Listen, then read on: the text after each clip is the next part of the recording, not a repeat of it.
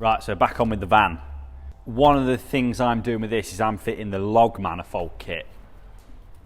Now, we originally did the log manifold kit so that we could keep the aircon, because we originally did it all on Warren's van, WG Motorworks' van, and the whole idea was he wanted to keep the aircon. Long story short, 12 months later he still hadn't actually got the aircon gassed, so we went to all that work and he never really used it anyway. But then we realised that there was probably more gains to be had from the tubular kit, so that's when we decided to develop the tubular kit.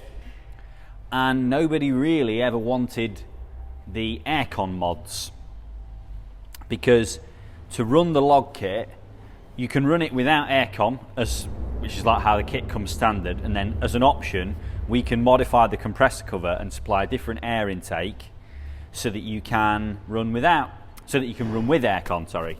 So it was always an option to have the kit suitable for aircon. Basically nobody ever wanted it, so we kind of originally developed the log kit to be able to use it with aircon. Long story short, nobody wanted to run it with aircon. Everybody wanted to do an aircon delete, other than me.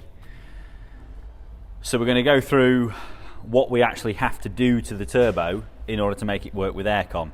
Because as you can see at the minute, where the aircon compressor is and where the intake hose is for the aircon compressor, or outlet, whatever that is, one of the pipes that runs into the compressor is obviously directly in front of the turbo inlet. So we can't actually fasten anything onto that. The standard intake, this is like our pattern one, literally just goes like that. So you just have the turbo on the end there, and then that just runs up and sits kind of in the engine bay like so. But obviously we can't do that because the aircon compressor's in the way. So what we have to do is chop off that inlet of the compressor cover, so that whole straight piece there. We'll cut all that off, and then we weld on one of these really tight elbows. And we cut this at a 45, swivel it round, and that allows us to basically step out around that hose. We will still kind of manipulate that hose out of the way a little bit. We might end up having to just file a touch off this flange, but it is quite a tight fit, but it does still fit okay.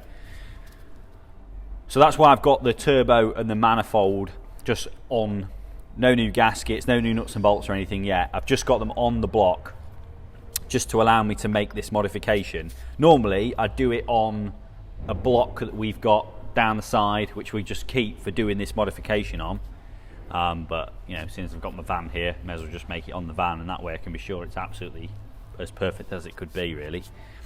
So yeah, first thing you need to do is take the compressor cover off and then chop off this section here.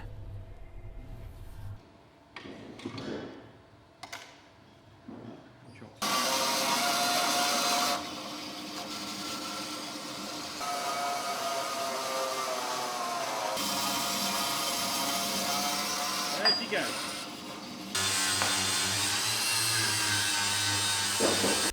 Right, so I've got that cut off now, and as you can see, the actual compressor wheel sticks out further than the compressor cover does.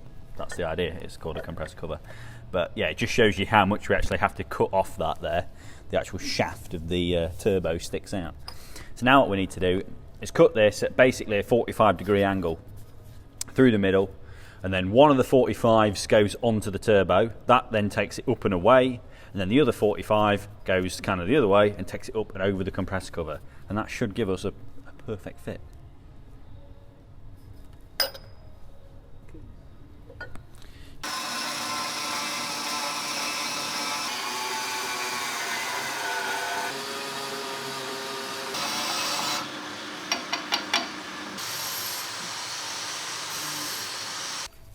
So I cut them up, taped them together in normal fashion, just lined it up through the centre line, which is how I normally do it. So you can see now it's going to step up and away, and that basically slots in down here like that. So now we can get a hose straight on the side there as a 90-degree bend up, and then our intake pipe kind of goes on the top, basically the intake pipe, then so 90-degree silicon bend up out of there and then our bend drops in the top and up to the air filter. So I'm just going to put that on in where, yeah, in that, roughly that position. So we've got a nice gap on the compressor cover, on the aircon compressor even. And then with my Sharpie, I will just mark roughly. Again, we have got quite a lot of room to get this wrong, if you know what I mean. Not wrong, but we've got quite a bit of room, you know, to swivel it before it becomes a problem, really. So that's that. And then the next thing we need to do is actually modify the compressor outlet as well. You could get away without doing it, but given that we are already chopping and welding the compressor cover anyway, if you cut the outlet down here, roughly halfway down, and rotate it so that it points straight down, again, it actually fits so much better. So that's what we'll do next.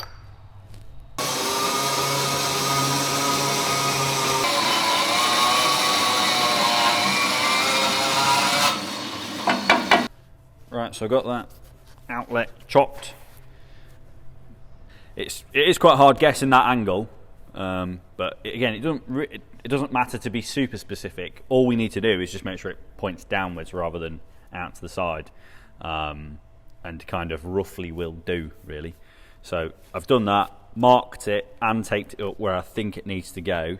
So I'll just check it, double check it on the car now, recheck it with the inlet, which will hopefully go here, and then we can weld it all up. So it's a bit tricky to get this in, but it's a lot easier than taking the turbo on and off every time. There we go. So I also don't really want to bend the aircon pipes too much until I know exactly where they want to sit, because again, they're like aluminium and you don't really want to fatigue them any more than you have to, but that's absolutely fine there. So yeah, that's fine in that position. That allows me to, I'll end up having to bend this pipe up at the bottom here. I'll end up having to bend this one up out the way, but once we know where everything's fitting, it's much easier to do that. So I'll just triple check that's going to be okay, and that my mark, where my mark is fine with how I've done the outlet, which it is. Yeah, so that's fine as well, really. Yeah, we can weld it all up.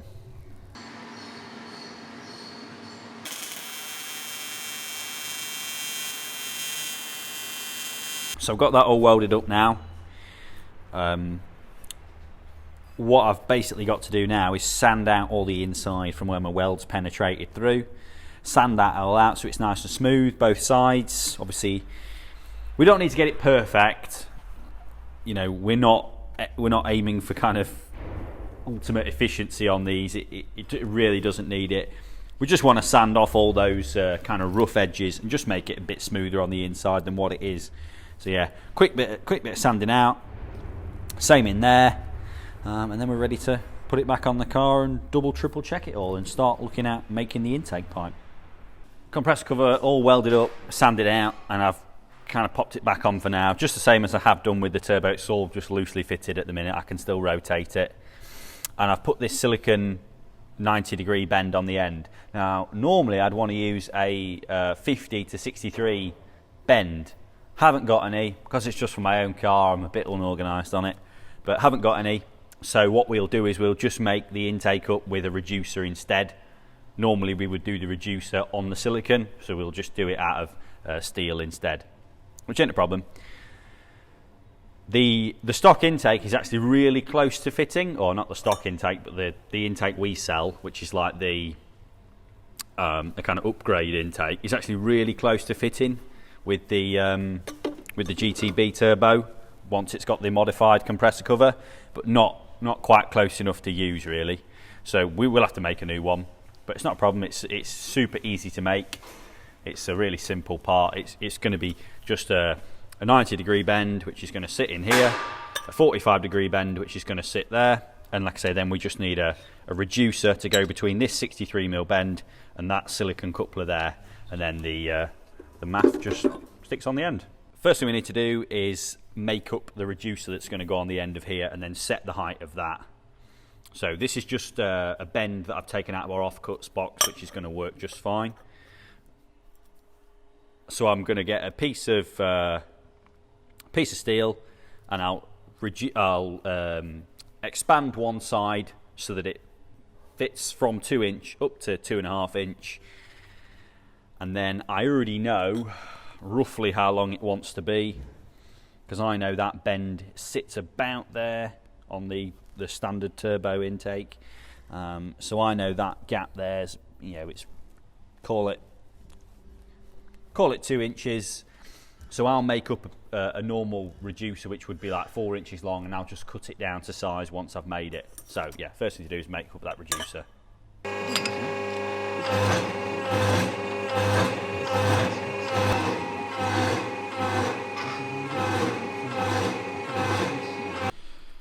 I've got this made up now, so what I'm going to do is I'm just going to trim down the larger diameter end first. I'm just going to mark it with the verniers and then cut it with a disc cutter. I've just got an old pair of verniers that I use for marking things like this with. So I've marked off most of that. So once I've cut that down and I tack that on the end of there, I'm pretty sure it should be about bang on the right length.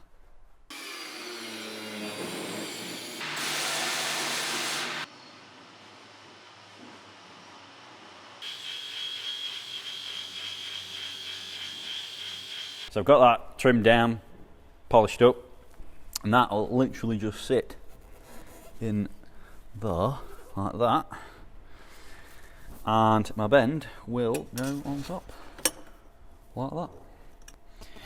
So that's fine. I know that's going to work like I thought it would. The thing I just want to do is adjust the angle of that a little bit. But I'm doing all this before I make the boost pipe up, because there's not a lot of room here on the Z19 engine between the actual engine and the slam panel. I need to make sure I give myself the most amount of clearance room. So I can adjust it a little bit after on the compressor cover, like how that's rotating. But of course that also then affects the other end where the boost pipe is. So I want to make sure I get the boost pipe about bang in the middle, and I also want to make sure I get the intake about bang in the middle, so then I've got the most range of adjustment, if that makes sense. If I start off with one of them kind of as far away from its kind of home position as it's always going to be, then it doesn't leave me any room to actually adjust it in the future. But that should be fine there. So I'm just going to tack that reducer on the end, and then whilst I'm here, I'm also just going to mark where that one goes. So that'll go something like that. Again, this bit will always adjust a little bit after, because we've got this aircon pipe that kind of will bend out the way a bit. But it's always best to try and get it as close as you can to start with, then for when you then come to adjust it, you've got the most range of adjustment left. But yeah, that's going to be fine there. So get my Sharpie out, just stick a line on there.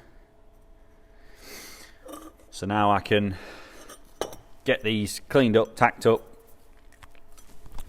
and all we've got left to do once these are cleaned and tacked is put the hole in it for the breather and mount the bracket on it. Now, unfortunately, my bracket location point is actually broken. It's always been like that. It's because these rails go really rusty. So where the bracket normally mounts is actually broken. And I can get that off underneath to re-weld it, so I'm going to have to repair that before I can actually do the bracket. That's a bit of a boring bit, so we probably won't film that.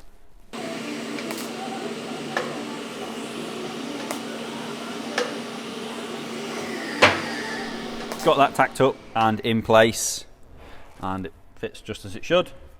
So the air filter is nicely next to the engine mount. The Astra, the engine mount is so tall you can't put the filter in the middle where you'd want it, kind of thing. It has to go like one side or the other. which is always a bit annoying about these because it makes the intake then never looks as neat as it could do. But I've got that lined up and in, so it's just a case now of marking this breather location so that I can drill a hole in it. I've got my old silicone hose on there off my other intake, so I'm just going to mark a hole which looks to be about right. Yeah, that looks fine, and then I'll just draw a line up where I want it to be perpendicular to, and then when I drill my hole and stick my piece of tube on, that should come out about spot on.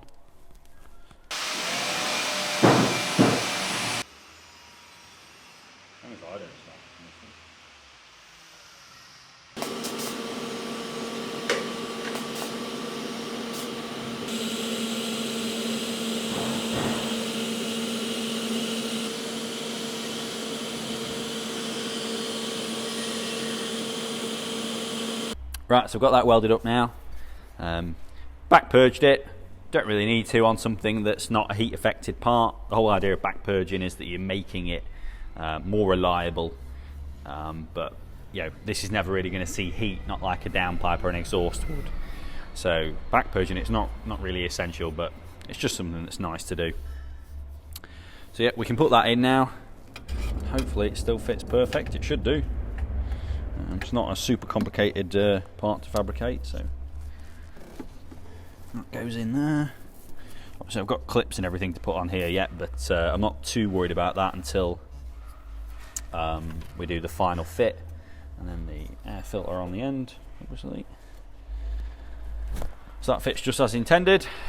Obviously I've still got the bracket to put on it, but like I said before, this bracket is actually broken. And it's really hard to get that bolt out underneath because it's underneath this coolant rail. And so yeah, I'll get that bolt out when the manifold's off again, when I do the final fit. So I'm not going to show you doing that because it's boring watching me weld up rusty brackets. So now the next thing we need to do is get the intercooler on. Obviously we've got an AirTech intercooler for it, but that AirTech kit is designed for the stock turbo where the compressor outlet actually points up. So they supply like a 180 degree hose to go back down. And obviously with the GTB setup, we've got the compressor outlet pointing down. So we're going to have to modify that. We've got a load of pipes in the kit. It's just going to be a case of putting the intercooler on and, you know, working out what we can use, what we can't use, and what we're going to need to make.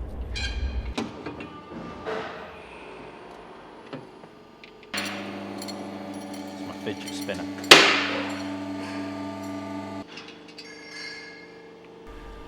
Right, so we've got the intercooler on now.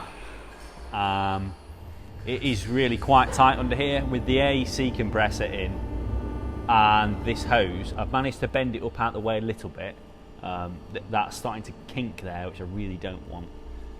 But I think I've got enough room to get through now. It's not ideal, but you know, we are trying to fit a much bigger turbo on a car with a much bigger intercooler, and so there's always going to be aspects of it that aren't, you know, that aren't ideal, that are a bit of a compromise.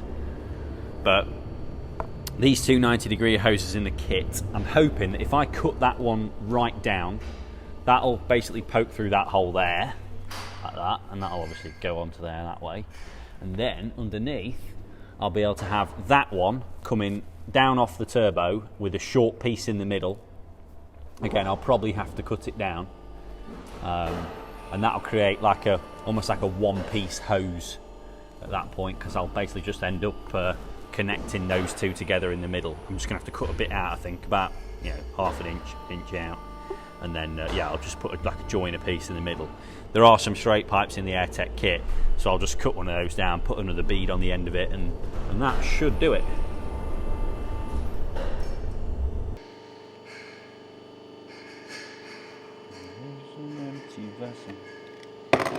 You filled me up inside. More for the gram.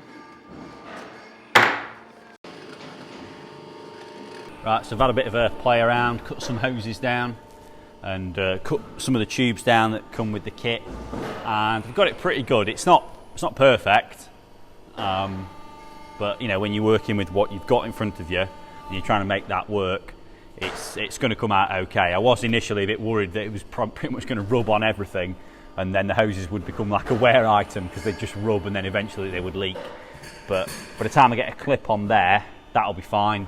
I've, you know, getting a clip on the pipe at either end and then one onto the turbo, and actually that pipe in that position isn't really touching on anything other than that aircon pipe right at the top, and I can always manipulate that out of the way a little bit. So yeah, I think that's actually come out pretty well. From when I initially looked at it, I was kind of thinking, how the hell does Warren do these normally? But yeah, it obviously does work if you cut everything down to the right lengths and if you've got the ability to cut the tube down and rebead it. So yeah, that's pretty good. So I would say at this point I'll probably just double check that the hose over the top's okay. We have to cut the slam panel out a little bit, but other than that we're pretty much ready to strip it all off and start the final assembly.